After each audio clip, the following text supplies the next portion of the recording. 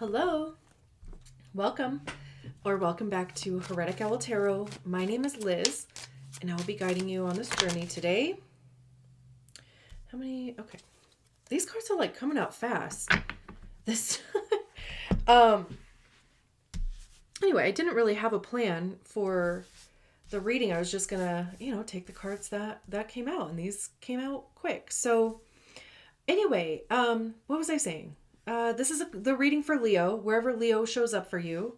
I don't know if I already said that, but okay.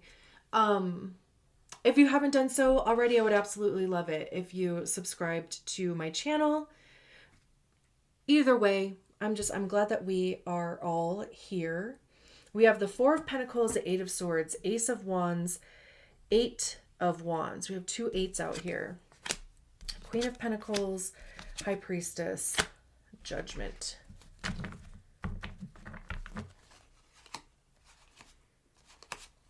Dang. Okay, Leo's on a journey. Leo is on the journey. Okay, can we see all this? Can we see all this shit? Let's see. Okay, hopefully. So, Four of Pentacles, Queen of Pentacles, Eight of Swords. Yeah, I mean, there's like a concern about security here. Financial security, resource security, like the resources available to you, materials, stability. The Four of Pentacles is a card that talks about holding on too tight.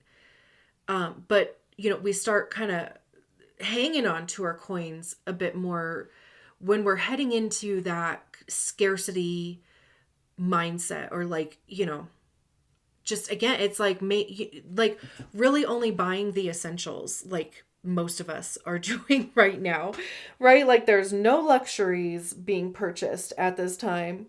At least not willy-nilly like maybe we would have done, in the past. It could also be a message about being more aware of like where you are spending your money. Putting a little bit more into savings if you haven't been doing so. Like, if you have been a bit more willy-nilly, maybe, reel that in a little bit. But I mean, it is connected to the Queen of Pentacles, and the Queen of Pentacles is interesting because she's like taking money out of this little compartment that was in the ground. Like the Page of Pentacles found a key. The Knight of Pentacles, like it's kind of like the torchbearer for the Olympics. They made the journey with the key to give it to the Queen of Pentacles. I wonder if, let me see, if the book actually talks about that journey. Let's see. The element of earth moves at a slower pace than the elements that have come before it. It is constant, diligent, and meticulous. Much as if a person were to hike through the mountains, they must proceed carefully, slowly, one thoughtful footstep at a time. If they attempt to rush to their destination, the person may not get there at all. Theirs is the unique joy of savoring not only their ultimate arrival, but even more so the journey that brings them there. Which I know fire signs love. Like going slow, right? Like taking it, like one step at a time. The Knight of Pentacles has dutifully delivered the magic key to his queen, who has used it to unlock a mystical treasure of tremendous import. No one except the nurturing Queen of Pentacles would have known where to find it. She carefully removes the earth and unlocks the wooden box. Then, with care and reverence, she takes out the heart of Pentacles, rooted within the earth and forged through patience and perseverance of time. As its name clearly implies, the pentacle is a coin with an image of the five-pointed star, or pentagram, which is an ancient symbol of life. The lower 4 points represent the elements of earth, water, air, and fire. The topmost point symbolizes the intellect or reason, When the star is right side up, as it is pictured here, it indicates that reason has dominion over the physical, emotional, mental, and inspirational urges. It is indicative of the life perfectly lived. This is why it was mystical. It was a mystical secret so great that only the queen could unlock it, and which only the king, with the support of his court, can properly wield. In order to live most fully, we must master lower urges and direct them all lovingly and carefully under the guise of spirit. Man. When the Queen of Pentacles appears in your reading, it can represent a person in your life who is nurturing and down to earth. If she appears in your reading, ask yourself if you are presently embodying her qualities or if perhaps you need a bit more of her nature in your life. Are you bringing in comfort and warmth? Are you caring for and looking after those in your life fully? She brings a soft, almost forgotten energy that we all the more crave for its rareness. Mind you, however, that while she may be caring and kind, she is far from a fool. She is a queen and has all the manner and dignity befitting her office.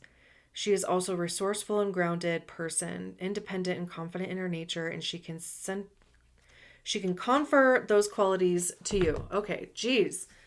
I'm glad I read that actually, because I do think that it's interesting that the Queen of Pentacles is connected to the Four of Pentacles and the Eight of Swords, because the Four of Pentacles, like I said, right? Discipline, resourcefulness, not being willy-nilly.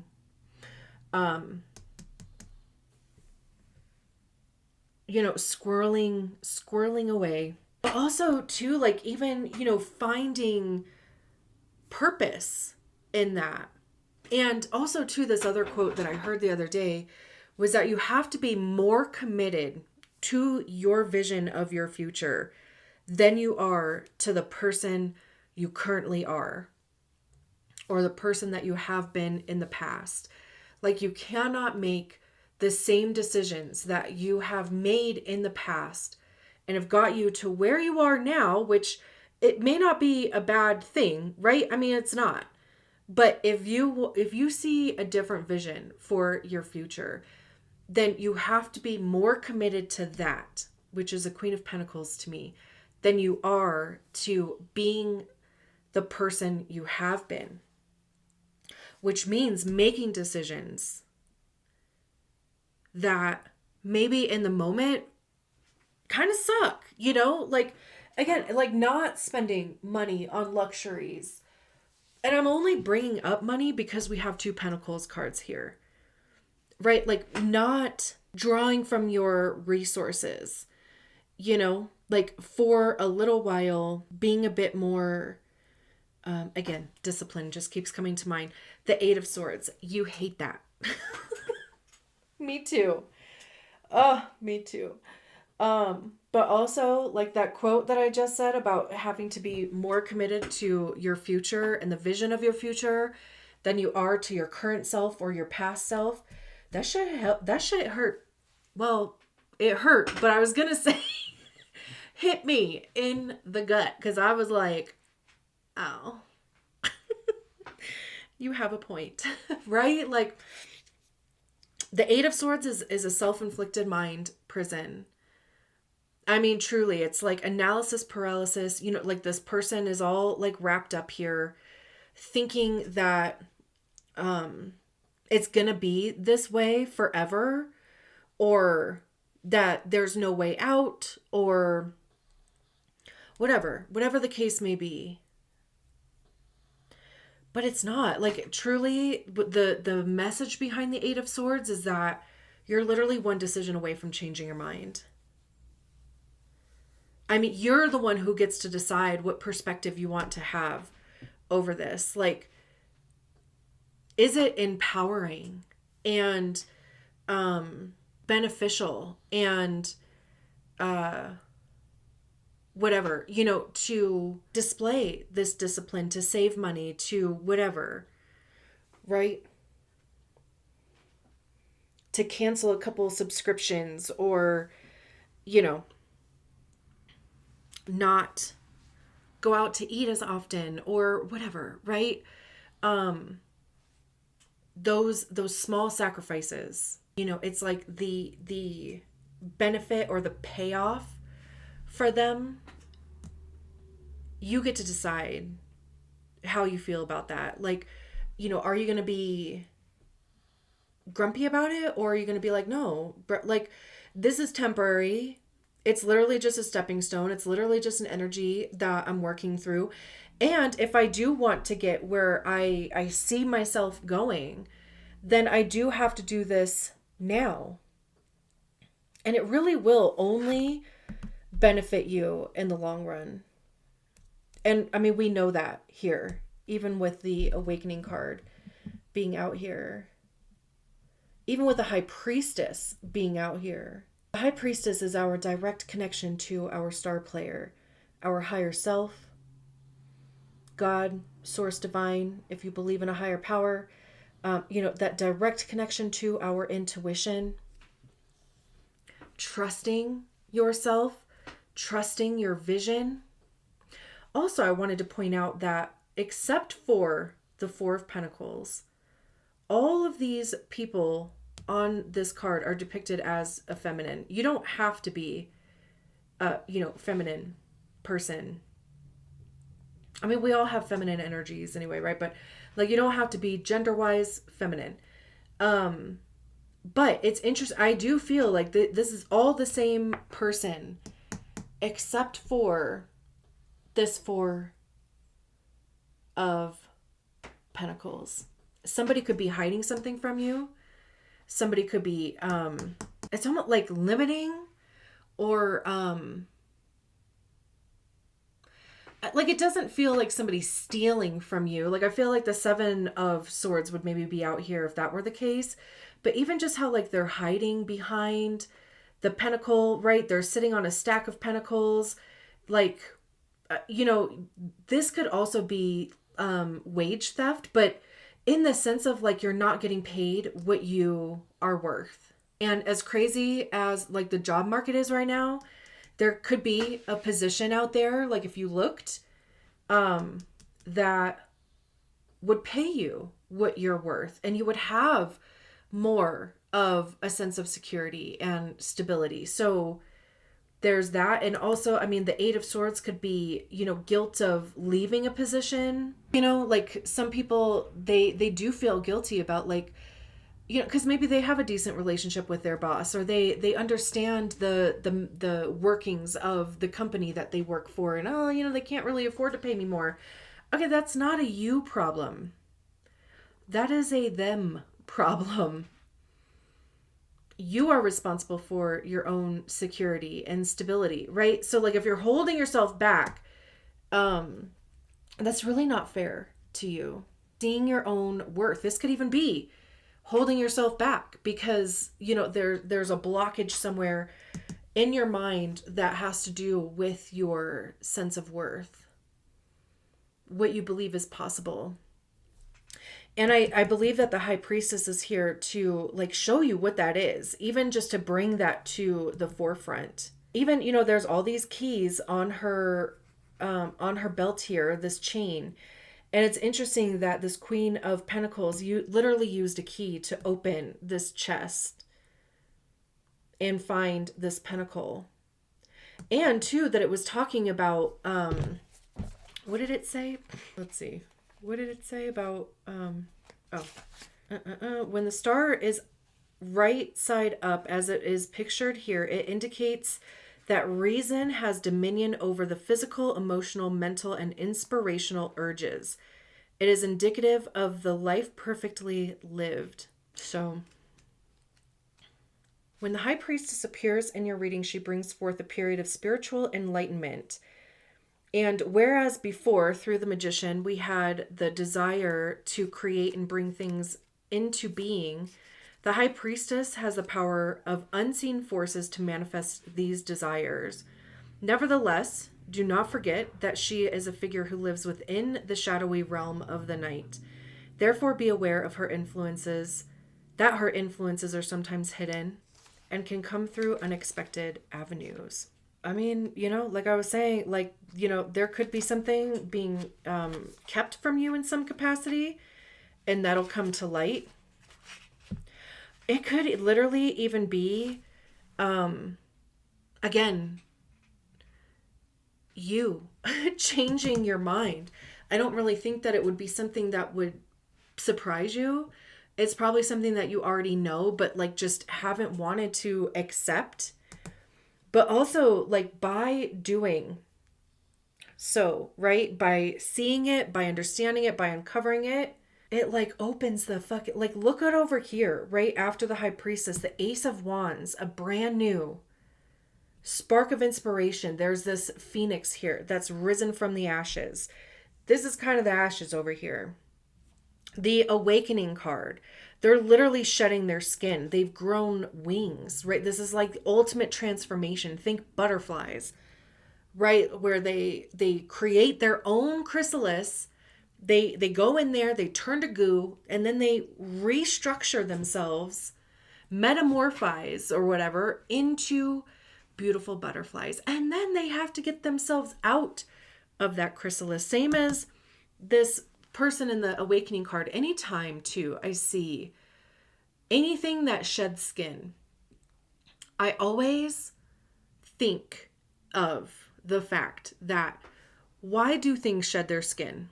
For one, to grow, because they've literally outgrown their skin, or two, to heal an injury, like replace something that was injured or lost. Like, a snake would replace an injured scale by shedding.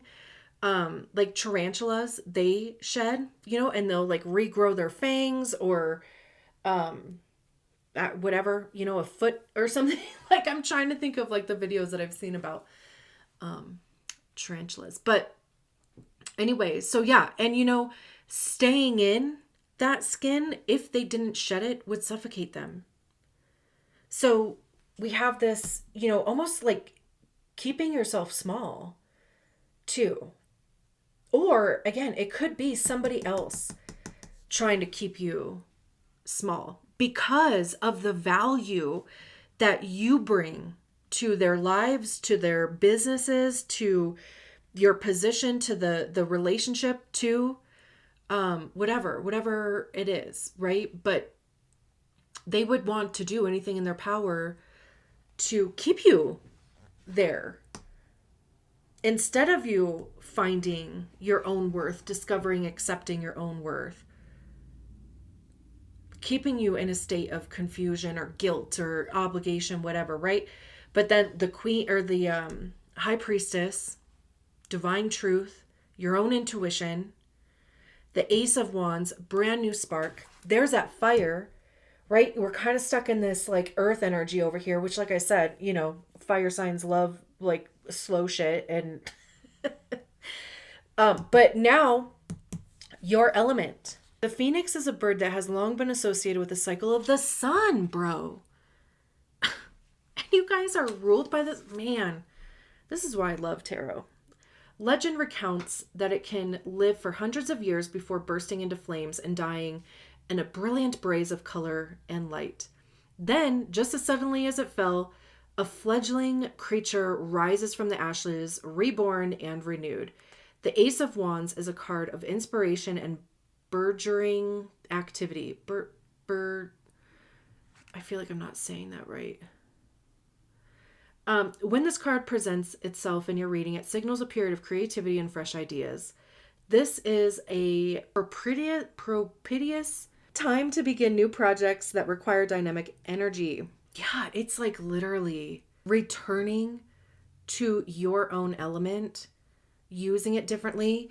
It may take you, and even too, like, since it said a phoenix can live, 100 years before it bursts into flames, this could be generational shit. Just like a family belief that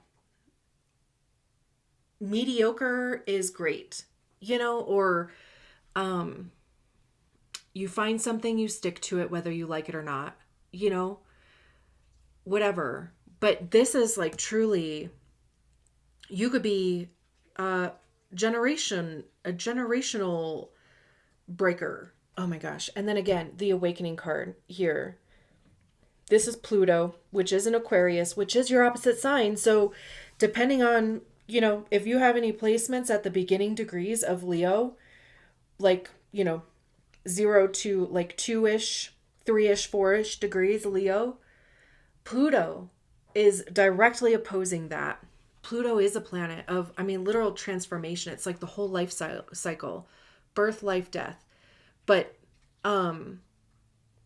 that's like constantly happening in our lives though, right? Like something begins, there's a period that, you know, it's happening in, and then it ends, right? And then it's like, you know, the transformation, the information that you received from that experience, and also even recognizing how that has affected you.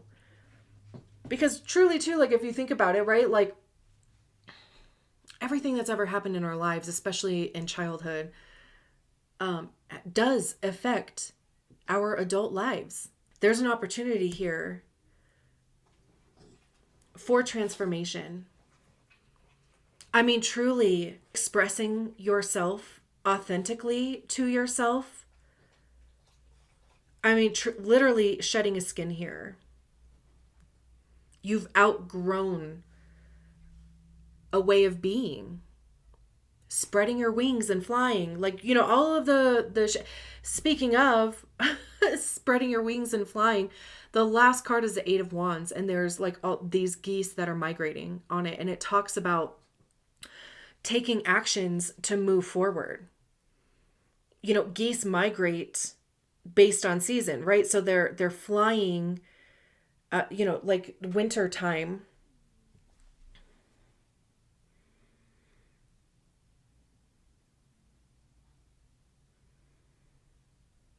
Also, too, even linking up with people, jobs, community, whatever, friends that are more in alignment with you. They're all heading in the same direction, right? Wherever that is, there's a camaraderie there, but also like cooperation is the word that was coming to mind. Because like all these birds, you know, the V formation, like everybody kind of has their place moving forward. The Knight of Swords is like right in the middle of the maze of the mind, and they're like trying to access this high priestess knowledge. Like, you know, this orb here is higher consciousness, which is the high priestess. You know, it's like changing your belief system, but also discovering what your belief system is, right? And it's very much like a mental process going through your own maze here. Being a bit more direct about that. The Ace of Pentacles, bro. A new job. New opportunity. Growth, right? I mean, there's a seed here with this tree that grew out of it. The Emperor taking charge. This is Aries or Mars. Mars is about to be moving back into Leo in April, I think. So this could be happening between now and April. Even, I mean, I think by the time, let's see, I think Mars is in a sign for 3-ish months. So really, so if it goes in there in April, May, June, like by summertime, you could see big changes. This is like taking charge of your life, right? Like believing that you have more control. The 9 of Cups, wish fulfillment. Oh my God, the Star, Aquarius, again. Wish fulfillment, right? Your desires being met, you feel purposeful, you feel fulfilled. Getting your flowers, right? The Star card, holding on to a vision, trusting the process.